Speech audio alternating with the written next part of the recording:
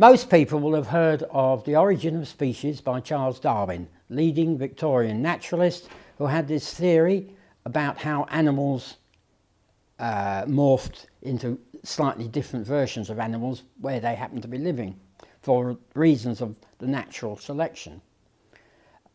At the same time, there was an equally important naturalist, which is Alfred Russel Wallace. And luckily, in his latter life, he moved to Grays.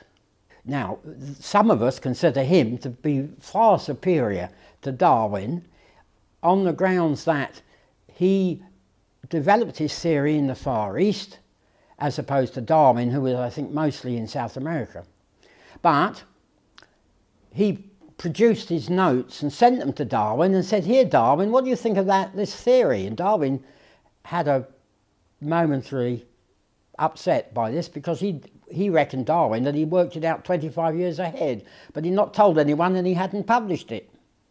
So Wallace and Darwin got together in London and they delivered their scientific findings to the Linnean Society, which is the leading society for natural history. He then stopped, this is Wallace, he stopped his gallivanting around the world and decided to settle. And he picked Grays because it had very good railway links for him, and he was hoping to run a museum. They were thinking of starting a natural history museum. Now, we all know that's in South Kensington, but Wallace didn't think that. He'd been told that they were going to build it in a quiet little town called Barking. And so he thought, I'll get in there quick and I'll buy a house or build a house close by on the railway line, and I can then go for that job and it'll suit me fine. I want a bit of land, I want to grow a few plants. He was very interested in plants as well as animals. And he bought this, I think it was about 8 acres outside Grays in those days, and the house now is known as the Dell.